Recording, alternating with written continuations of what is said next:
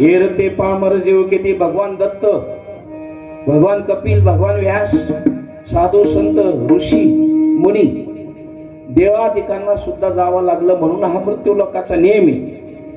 त्याच्यातून आपले गुरुजी गेलेत.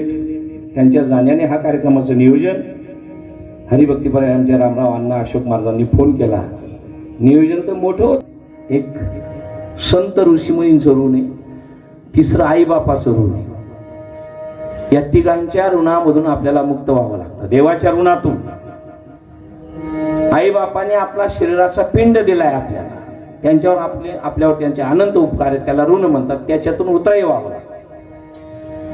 आई बापाने पिंड दिला, जेवाने जीव दिलाय. जेने जीव दिला दान, तयाचे गायन गुणगान. उन्नत कसं व्हावं याच्याकरता संतांना विचारावं लागतं. आणि म्हणून देव ऋण, ऋषींचं ऋण, आई बापांचं ऋण, याच्यातून आपल्याला मुक्त व्हावं लागतं. काय करायचं महाराज? आम्ही नवीन आहोत. आपल्याला जोपर्यंत आई बाप आहे तोपर्यंत आई बापाची सेवा करायची आणि ते गेल्यानंतर त्यांचं स्मरण करायचं. विठ्ठल विठ्ठल विठ्ठल. बरं का मंडळी, कोणाचीच इच्छा नाही. काय इच्छा नाही? आपल्या प्रत्येक जीवाच्या 3 अपेक्षा आहेत. लक्षपूर्वक ऐका. कोणत्या कोणत्या अपेक्षा आहेत?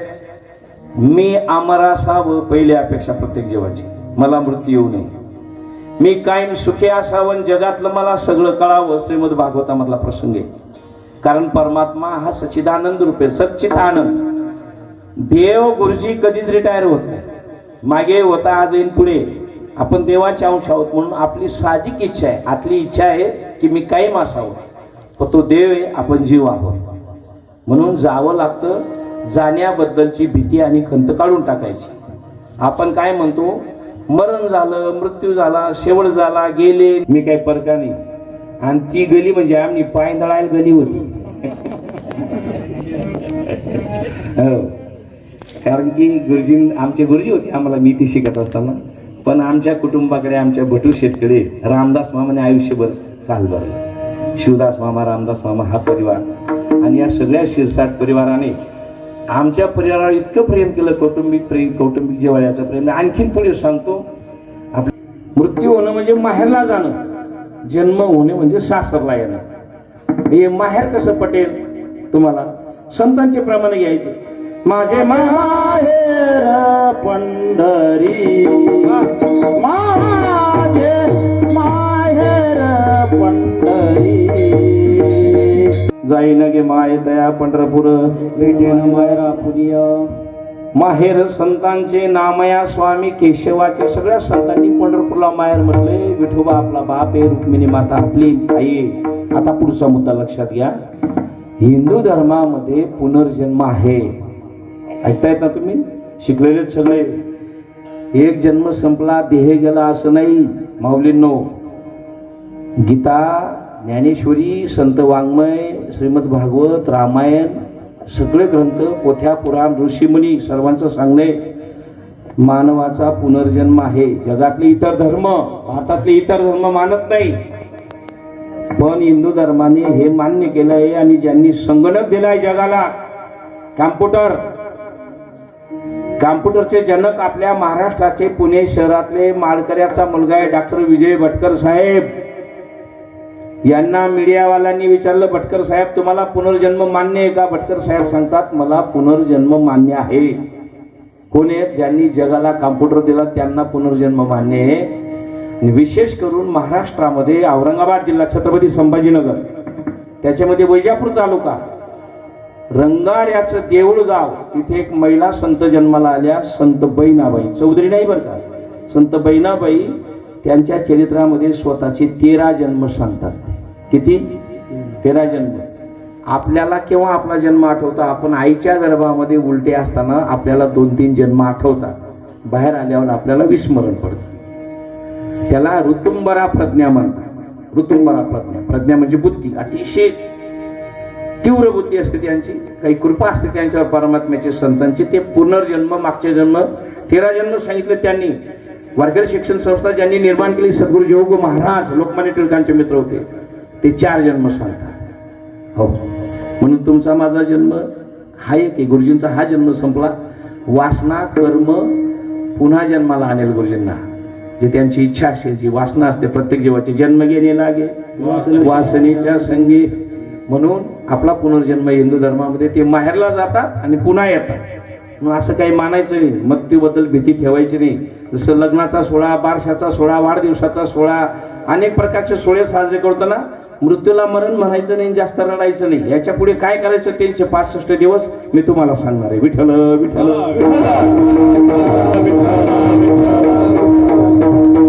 पण मृत्यूची भीतीच अशी. असाच एक बाबा आला बरं का आपल्या गावामध्ये. चौगाव आपलं पारमार्थी गाव, मंदिर काय, संत काय, देव काय. बाबा आला आणि त्या जुना मारुतीच्या वटीवर बसला. गावातले लोक जमले भाविक. बाबा कुठले आहेत तुम्ही? पंढरपूर साहेब. काय करतात? भजन कीर्तन प्रवचन पारायण नामस्मरण गाठी तुम्ही पारायण करतो. काही बायका म्हणून ब्रह्मचारी आहे म्हणे, असं आमच्या गावात राहा. चौगावचे लोक म्हणे, बाबा म्हणे माझी व्यवस्था कराल का? लोक म्हणे काय लागतं तुम्हाला? 1 टाइम नाश्ता, 1 टाइम जेवण, संध्याकाळी चहा, मंदिरात राहील माझं स्नान मी तिथल्याच पाण्याने करून घेईन. सगळ्या गावाने निर्णय घेतला आणि बाबा चौगावमध्ये राहिला. असं हे भजनी मंडळ तर होतंच. गोपाल तरुण भजनी मंडळ, महिला भजनी मंडळ, सुनबाईंचं भजनी मंडळ, बालगोपाल, हे मंडळच मंडळ गलीपर्यंत. सगळे माळकरी झाले, हरिपाठ म्हणायला लागले, काकडा व्हायला लागला, दशमी दिंडी फिरायला लागली. प्रत्येकाच्या घरी बाबाचा फोटो. 1 वर्षानंतर बाबाने चौगाव ते डायरेक्ट पंढरपूर दिंडी काढली. अशी वातावरण चाललं आपल्या चौगावमध्ये. 21% वाढून घेतला. विद्युत बाजू धोका देतच म्हणजे हे भाव असताना आधी लागा मग काही मजा आली. जाणार म्हणजे जाणार. मी अंतर्यामी साधू, मला सगळं कळतं. म्हणजे गावाच्या 4 बाजूला यमराज, यमधर्म सगळे उभे आहेत. मांजरीचं पिलू सुद्धा शिल्लक राहणार नाही. 5000 बाया बसल्या होत्या या बाजूला. म्हाताऱ्या बाया पुढे होत्या. त्या बाया चर्चा करायला लागल्या. गाव बाई हावकंड्याला आपली गेली मग दही दूध खायचो, आपली गेली ती सोडो म्हणे यासनी. तेवढ्यात एक बाई म्हणे तुमनं दही दूध जाऊ द्यावं. माय म्हणे आंबाई 4-5 दाव मिरची न रोपलं घ्या, कांदा न बिलं घ्या, आमना बी उपकार लागते त्याने.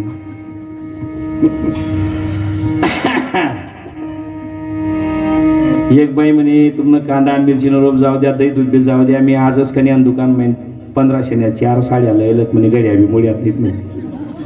मन बहिणी आणलेलं तिला दी देतो. मी बी वर साड्या बी वरच आहे, काही उपात होई की बाई म्हणे. तेवढ्यात एक बाई म्हणे हो बहीण मला लाडकी योजना काही पैसा पडावू शेत म्हणे. अहो आमना माणूस वातट आधार कार्ड दिलं नाही, पैसा मुडीली तू काही पिले तू निघ जातो. तिचा पैसा तशाच पड राहते, त्या बी वरच जाते.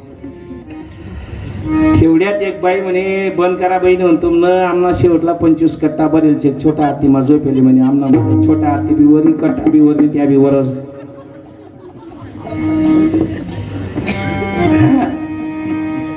घाबरून गेले लोक. विठोबा रुक्मिणी झालं भाऊ.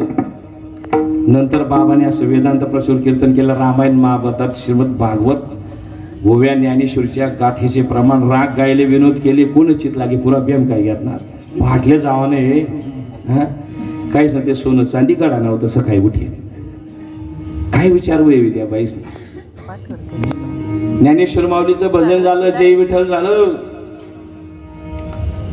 बाबाचा गावचा असा नियम होता, प्रत्येकाने पाय पडायला यायचं. एकेकाने असे घाबरून गेले ना. काहीच ना बीपी वाढी घ्या, काहीच ना लोवळी घ्या, काही शुगर वाढी घे, काहीतरी असे गणगण वाटे, काही तरतर करीत, काही रडीत. बाबा म्हणे बेम काही घ्या देवळा. काही माझ्या तब्येतीची काय चिंता करते, तुला भीती नाही वाटत का? कसानी भीती? अगं पाट्याला जायचंय ना. मी चौगावनी नाही म्हणे बाबा. कुठली? मी आकलाड बोराना नाही. तिने अंदाज काय लाया, जाई ते चौगाव जाई, एवढा तेवढा फटका येईन न्याल बटी. घेतला बेगरी जर पडायचा ती. बरोबर आहे की नाही? ऐका, साधू जेव्हा बोलतो ना, एका गावाला नाही, एका वस्तीवाडीला नाही, सगळ्या जगाला बोलतो. जगाच्या कल्याणा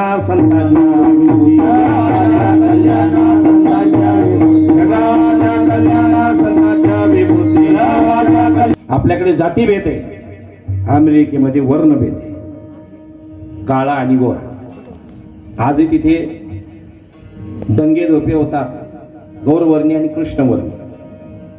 त्या अमेरिकेमध्ये वॉशिंग्टन शहरामध्ये एका कुटुंबामध्ये 3 मुलं 2 मुली जन्माला आल्या. त्याच्यातला एक मुलगा लहान, त्यांच्या घराण्याची परंपरा होती, रामरावांना गायनाची परंपरा होती आणि नृत्याची परंपरा होती. त्या वडील त्या मुलाला चिडवायचे, त्याचं नाक बसकं होतं थोडंसं. ते म्हणायचे, तू नक्की आहे, तुझं नाक बसकं आहे, तू काही एवढा चांगला जन्माला आला. त्या मुलाच्या मनावर परिणाम झाला.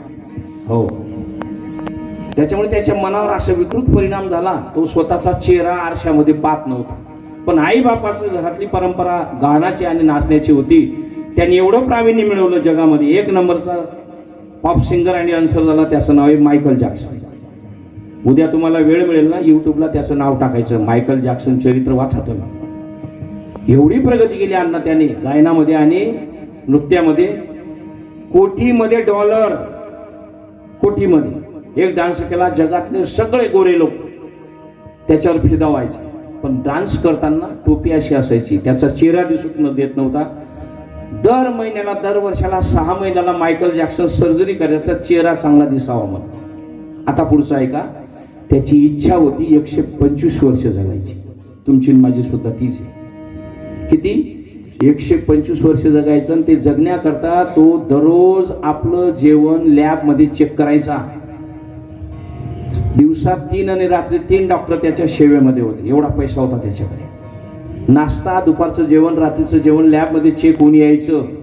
रात्री झोपताना त्याची तब्येत तपासायचे रात्रीचे डॉक्टर. आणि मग तो झोपायचा, ज्या रूम मध्ये झोपायचा ऑक्सिजन सोडलेला होता तिथे भरपूर. विशेष करून त्याने भविष्यात जर मला त्रास झाला, रक्ताचे डोनर तयार केले होते, किडनीचे डोनर तयार केले होते, हृदयाचे डोनर तयार केले होते, फुफ्फुसाचे डोनर तयार केले होते. सगळे डोनर त्याच्याकरता तयार होते. इतकी सगळी यंत्रणा होती. नाचताना हस्तालोंदन तो कधी करत नव्हता, एवढे ग्लोव्ज असायचे त्याचे, पायामध्ये पायमोजे असायचे. त्याच्या इंजिनियरने जर घर बांधून आरसा लावला, तो आरसा फोडायचा. का? त्याच्या चेहऱ्यावर तो नाराज होता, चेहरा दिसू देत नव्हता. एके दिवशी डान्स करून आला. रात्री डॉक्टरने चेकअप केलं, ओके म्हटलं. मायकल जॅक्सन आपल्या बेडवर झोपला. बाहेरचे सिक्युरिटी बाहेरच होते. पाटेला उठायची वेळ होती व्यायामाची, त्या दिवशी तो उठला नाही. बाहेरून बेल वाजवली शिपायाने, सिक्युरिटीने. आतून प्रतिसाद नव्हता. कोणाला तरी बोलवलं 2-4 लोकांना. तो दरवाजा तोडला, लॉक तोडलं, मध्ये गेलेत. मायकल जॅक्सन बेडवर पडलेला होता, मृत्यूच्या अवस्थेत. रडायला लागले, ते घाबरले, आरडाओरड सुरू झाली. उचललं, हॉस्पिटलमध्ये नेलं, त्याचं PM केलं. हात सगळं खराब झालेलं होतं. तो हो इंजेक्शन घ्यायचा, पेनिसिलिन. त्याचा इफेक्ट परिणाम त्याच्यावर झाला होता. सर्जऱ्या करत करत करत शरीर दुभंगलं होतं त्याचं. मरताना वय होतं 45. जगायचं किती होतं? 125. किती? 125. का सांगितलं? त्याने सगळी तयारी करून ठेवली होती. डोनर तयार केले होते. दररोजचं जेवण लॅबमध्ये यायचं, चहा, नाश्ता. मृत्यूची भीती काढून टाकायची. गुरुजी सर, तुम्ही आपण जे अगोदर गेले आता जातात आणि तुम्ही आपण पुढे जाऊ. मरताना आपल्या मनाची तयारी पाहिजे की मी आता माहेरला चाललो आणि पुन्हा शास्त्रला येणार आहे. विठ्ठल सांगतं, श्रीमद भागवत सांगतं, हिंदू धर्मामध्ये आपण गर्भामध्ये आल्यापासून तर स्मशानभूमीपर्यंत जाईपर्यंत 16 संस्कार असतात. किती? आपले 3-3च झालेले आहेत. मी जरी कीर्तनकार बघताय तरी आपला कोणता? बारशाचा संस्कार झाला, 5वीचा, एक लग्नाचा आणि शेवटचा संस्कार. राहिले 13 संस्काराकरता श्रीमद भागवत आणि गरुड पुराण सांगतं. काही भागामध्ये तो जीव खडा आणतात, दिवा पेटवतात, मोठ्या टोपल्याखाली झाकून ठेवतात आणि अग्नीच्या साक्षीने राहिलेले 13 दिवसामध्ये ते 13 संस्कार पूर्ण होतात आणि 13व्या दिवशी तो जीवात्मा हे घर सोडतो. 13व्या दिवसा 13 दिवसानंतर जीवात्मा घर सोडल्यानंतर 48 दिवस हो त्यांचा प्रवास चालत राहतो. 13 आणि 48 किती झाले? 61. बरोबर आहे. 61 दिवसानंतर तो जीवात्मा एक वैतरणी नावाच्या नदीवर पोहोचतो. वैतरणी नदीच्या नावाच्या काठावरून त्याला स्वतः जावं लागतं स्वतःच्या सामर्थ्याने. तुम्ही म्हणाल महाराज माणूस तर मेला, जाळला. हा सूक्ष्म देह जाळला जातो. स्थूल देह, पुढचा सूक्ष्म देह, देह 4, कारण देह 3 नंबर आणि महाकारण देह ते नंतर काही सांगत नाही मी तुम्हाला. सूक्ष्म देह असतो पुढचा प्रवास. त्यांनी जर आयुष्यभर पुण्य केलं असेल, गोमाता सांभाळल्या असेल, सत्कर्म केलं असेल, दान धर्म केला असेल, तीर्थयात्रा केल्या असतील तर त्यांना ती गोमाता त्या नदीतून घेऊन जाते. ती नदी पाण्याची नाही, मल मूत्र नरक मांस हाड चरबी त्याच्यातून जावं लागतं. आणि तिथली पुढची सिस्टीम ज्या दिवशी तो जीवात्माने आपला देह ठेवला आहे त्या दिवशी त्यांना महिन्यातून खायला दिलं जातं. 1 वर्षभर त्यांना आर्यमा नावाची देवता अन्न पोचवते म्हणून आपल्याला महिना पित्र घालायची पद्धत आहे ना आपल्याकडे. तुमचं परिवार संपन्न आहे, महिना पित्र नातेवाईकाला बोलवा. गावातला एखादा सोयरादार असेल त्याला बोलवा आणि त्यांना महिना पित्र घाला. 1 वर्षापर्यंत 365 दिवस. त्या नदीचा प्रवास आहे 39 दिवसाचा. हे 61 आणि ते 39. 100व्या दिवशी तो जीवात्मा त्या काठावर पोचतो, तिकडच्या काठावर. आणि चित्रगुप्त महाराज त्या जीवात्म्याचं पाप पुण्य कर्म दान धर्म सगळ्या चरित्राचं फाईल देतात. यमदेवता 265 दिवसामध्ये ते फाईल तपासतात आणि पुढची गती कोणती ते ठरवतात. मग तो 265 दिवसांचा प्रवास करण्याकरता जीवाने केलेलं पुण्य दान धर्म सत्कर्म जर कधी कधी कमी पडलं ना, मागचा परिवार काय करतो. 1 वर्षभर सगळ्या शिरसाट परिवाराला माझी विनंती, मुलं सोना नातू पंतू, जेवढं गुरुजींकरता तुम्हाला सत्कर्म अन्नदान दान धर्म तीर्थयात्रा नामस्मरण जेवढं सगळे तीर्थ भारतातले जगातले जे का माता पितरे आई आणि बाप तया सेवेशे शरीर लोन की जे ज्ञानवार सांगतात, मी आई बापांच्या ऋणातून मुक्त होण्याकरता माझं शरीर वळवून टाकेल. तुकोबारायांना विचारलं, तुकोबाराय काय म्हणे माय बाप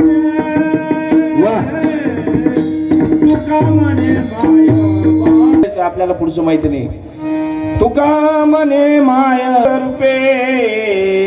म्हणून आता तुम्हाला 365 दिवस सगळे मुलं सुना नातू त्यांच्याकरता जेवढं पुण्य करता येईल तेवढं करायचं, त्यांना पुढे गती द्यायची. माझी गाडी जर आर्वीवरून निघाली, पहिली टोल नाका आहे अवधा. माझी गाडी सुटते पण कधी कधी ते लोक अडवतात. मग माझा मुलगा काय करतो, एका मोठ्या माणसाप्रमाणाचं काम आहे, माझी अडलेली गाडी त्यांनी सोडली. हो महाराज तुम्ही त्यांच्या जवळचे आहेत का? हो त्यांच्या जवळचं आहे मी. मला फक्त हा दृष्टांत सांगायचा, मी जिथे अटकून पडलो ना तिथून मला कोणीतरी सोडलं. आई बापांचं पुण्य गेलेल्या जीवात्माचं पुण्य त्याला पुढे कमी पडतं. म्हणून आपण काय करायचं, वर्षभर 365 दिवस वर्ष श्राद्ध करावं लागणार आहे. तोपर्यंत तुम्हाला जेवढं चांगलं करता येईल, जेवढं पुण्य करता येईल तेवढं करायचं. पूर्वजांची पितरांची सिस्टीम बिघडवू द्यायची नाही. वाईट व्यसन, वाईट आचार, वाईट विचार, दुष्कर्म, दुराचार